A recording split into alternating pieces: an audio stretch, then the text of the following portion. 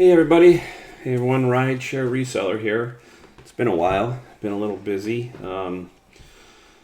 Life goes on, right? And I became a grandpapa for the second time, so I have two grandkids now.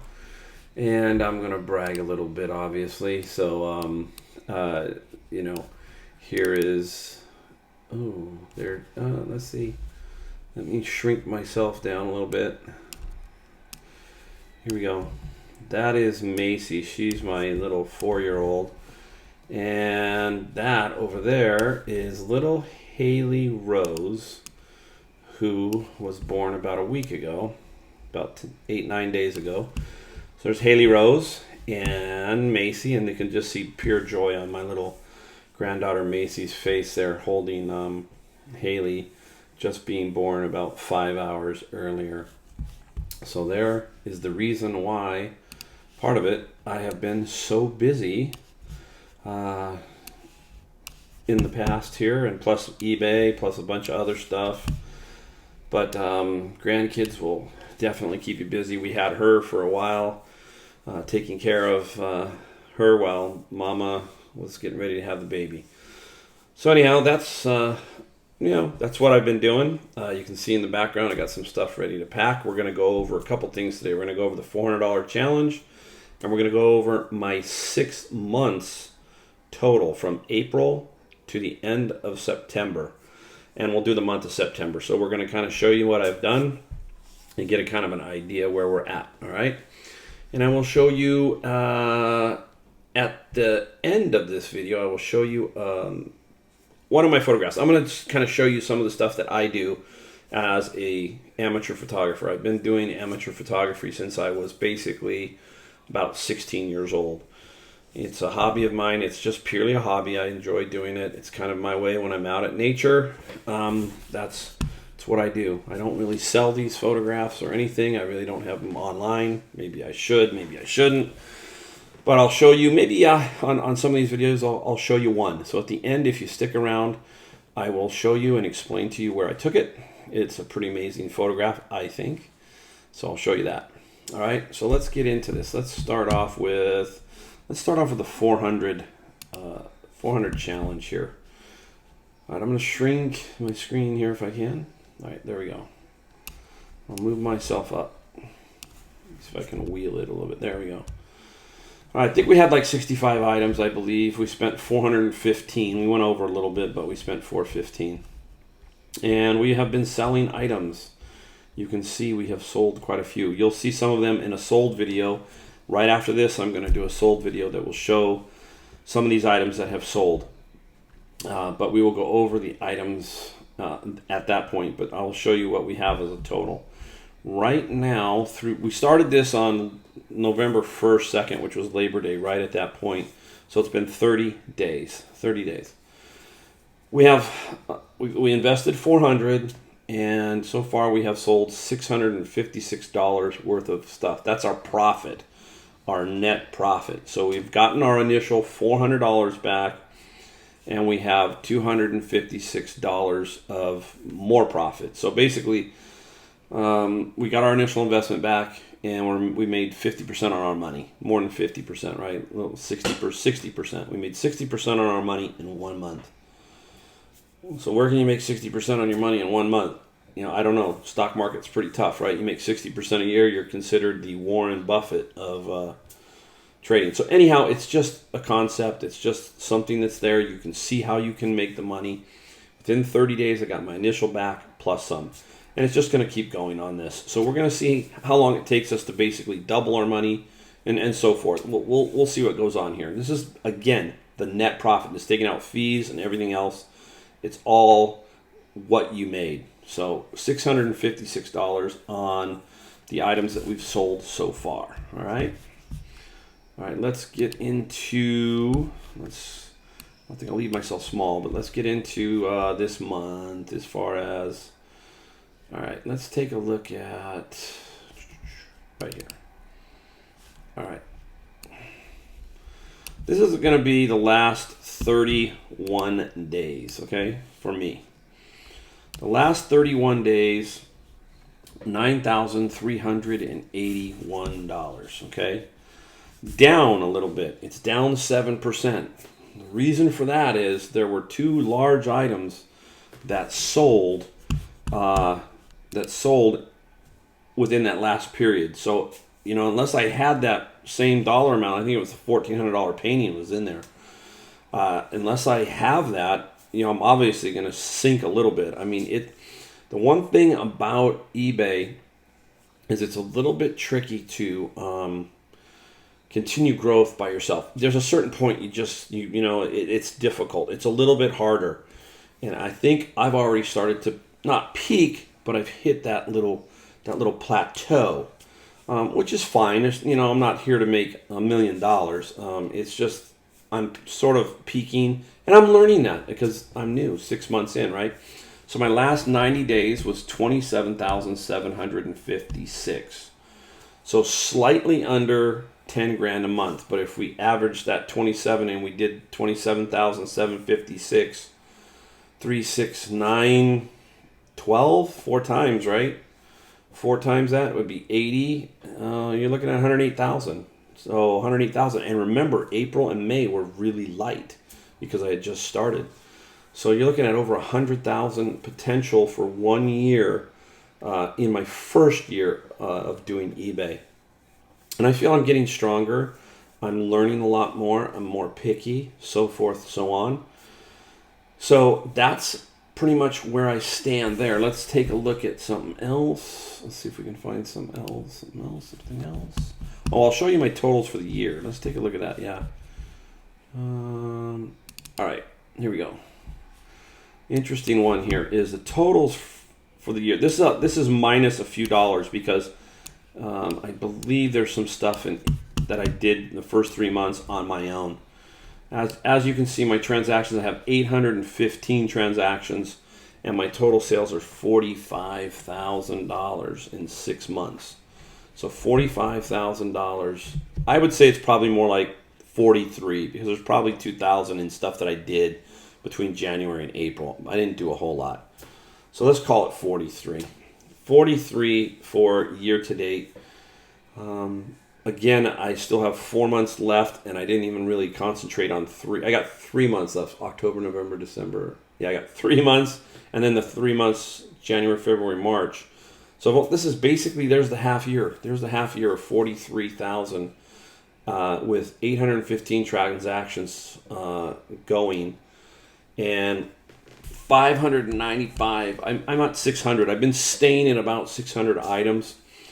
I do qualify for final value fees and as a top-rated 10% discount, but I have to offer 1-day handling and a free 30-day return policy, which I'm not at that point in my eBay to offer that. I might, but 1 day, that's precedent for me. I'm not. I do it in 1 day. Believe me, I get it down in 1 day, but you miss once or twice. I don't know what the ramifications are of that. So that's kind of where I stand on that. Not bad, huh? $43,000 roughly for pretty much 6 months worth of work. All right, let's take a look at some other stuff here. Let me see. All right, this one here. This will give you my 60-day total. Again, my 60-day total is down. It has been about 20,000. And that's 10,000 a month, right? That's average of 10,000 a month, 120. So again, we're over 100,000. Today I have 11 paid, 1 with an offer, 1 waiting. So there's about 12, and it's 2:30 on Sunday. So I still have some time to go on Sunday. This is from late Saturday night to today. That's what that is, because I already shipped a bunch of stuff in the middle of the night. And that's where I stand. So let's go over so there's 19,675. If you divide 371 into that, it's $53 average per item. Average. It was 60 last month, but that was because we had the skewed thing of the painting and another large item that was probably close to $1,800 worth of stuff that was not in there that skewed it. But I do have some larger items that are still waiting. and could get me back up. So I'm running $53 average per item. I have 600 active. I have been hovering around 600. I have been trying to say to myself 10 in, 10 out.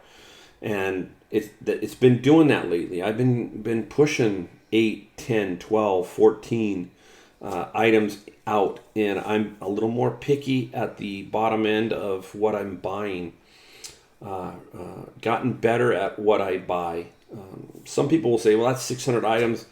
I like to look at, I hate to say that, I hate to look at that. Maybe 400 of those are, I don't say they're bad buys, but 400 of those items, who knows, they do sell here and around, and here and eventually you start to see stuff that were 4 months old sell. So it's kind of interesting how that works. But you have to keep listing. And as you get better at it, you will find that you are better at picking items. That's the key. Early on, I bought a lot of bad stuff, so it's getting better.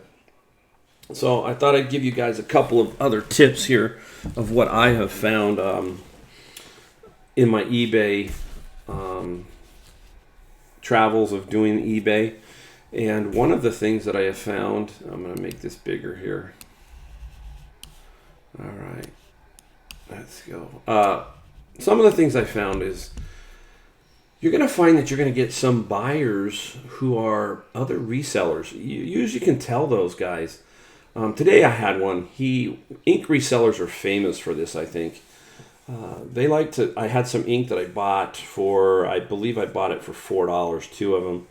And he came back in and offered me $48 or $47 for both of them. I took the offer.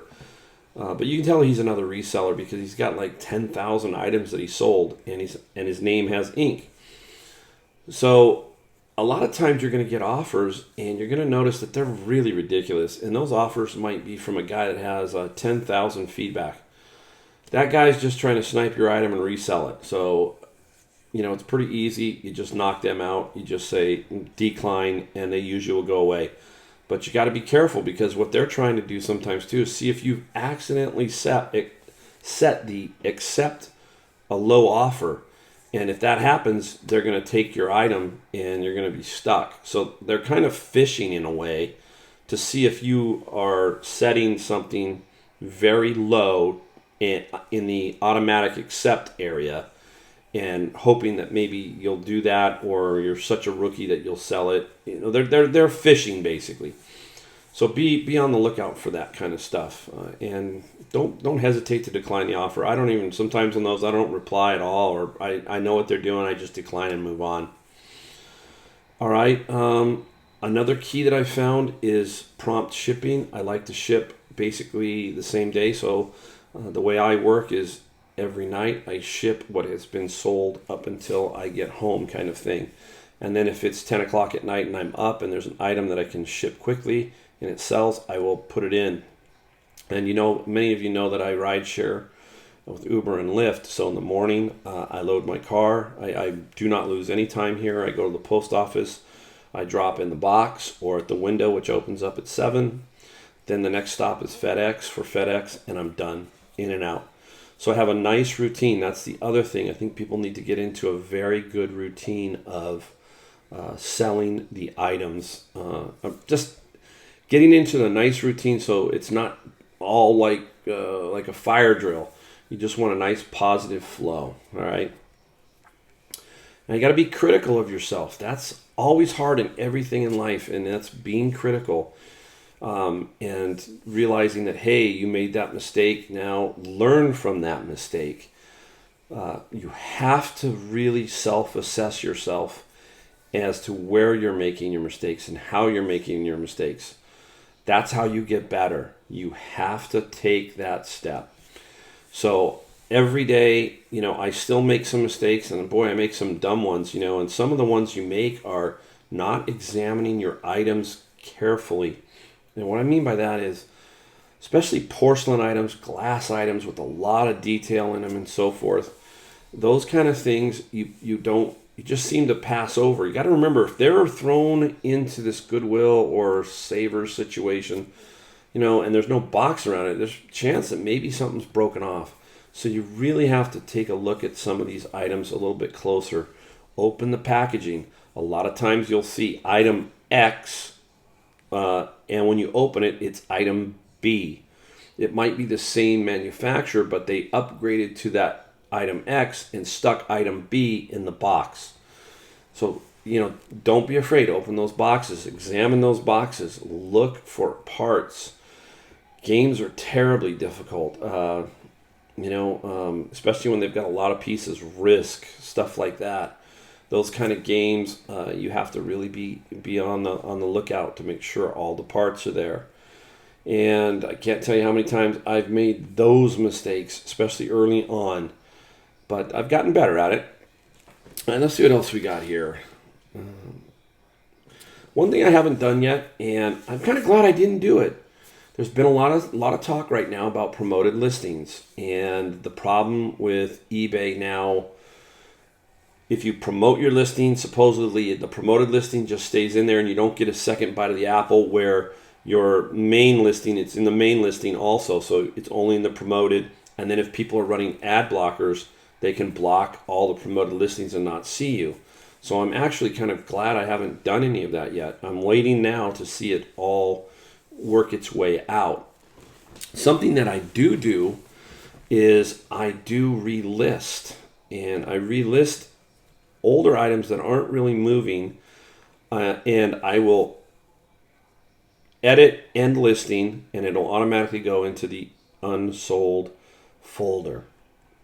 From the unsold folder, I hit the sell similar and relist it and make any adjustments. I might make some adjustments to the title and so forth. That has worked well. The only time you probably don't want to maybe do that is if you've got a lot of watchers. Say you've got 10 watchers. Then what you want to do is send an offer and see what will happen there. Because once you end that listing, all your watchers go away too. So when you start to get quite a few watchers and it's not moving, first step is send an offer maybe.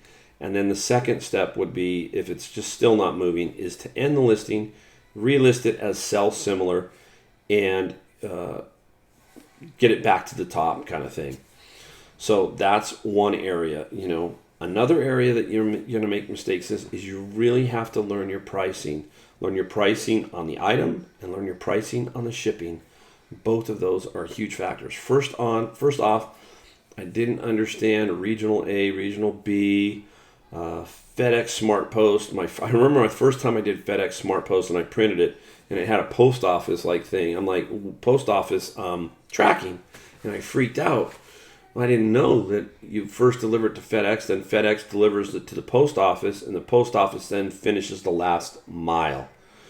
So that freaked me out. I just didn't know that. So now I know that. Knowing weights, knowing now there's cubic dimensions, so that's a little bit trickier. So all of these things you've got to kind of continue to learn. And then you're going to get better at it, faster at it. In your mind, you're going to know everything's going to be quicker. You're not going to spend as much time in the stores or at garage sales. You're going to be able to move faster and be more efficient on those, okay? The other thing I like to do is I like to watch others on YouTube. Very important. I think you learn from others all the time.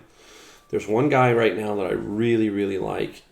He's the Auction Professor.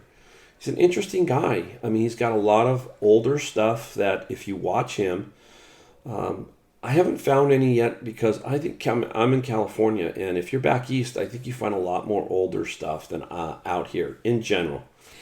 So the Auction Professor, he's really, really good. I enjoy him. I also always enjoy a Commonwealth Picker. He's out there. I think he's got the humbleness, and he knows what he's doing. He's been doing it for 20 years. It's a simple little system he's got. I mean, I cannot tell you how many times I sit there and watch, and I'm just like that. I'm exactly like that. I'm like, wow, I connect on that level. So I learned from him. I learned how to sell smalls, how to sell different items because he's in a different geographical area. So I'm learning from him. I like to watch Bearded Picker, Rally Roots, Rake and Profit, all those guys. Garage Flips. There's all these people. So you need to watch. You will pick up things you'll be amazed what you'll pick up. You'll pick up one or two little tidbits here and there, and that's what happens. You start to learn. Your mind's a computer, but it's much better than an Apple Mac or your phone. Your mind gathers all of this information, and you start to learn that way. All right. What else do we got? All right. The last thing is you got to get out and do it. Period. I've talked about it over and over. If you don't get out and do it, then you're not gonna make it, right? You've got to make sure that you have some sort of routine. I'm lucky. I feel I have a very good routine. I'll explain my routine so you can hear how I work it. I don't really thrift Saturday and Sunday except for a garage sale on Saturday.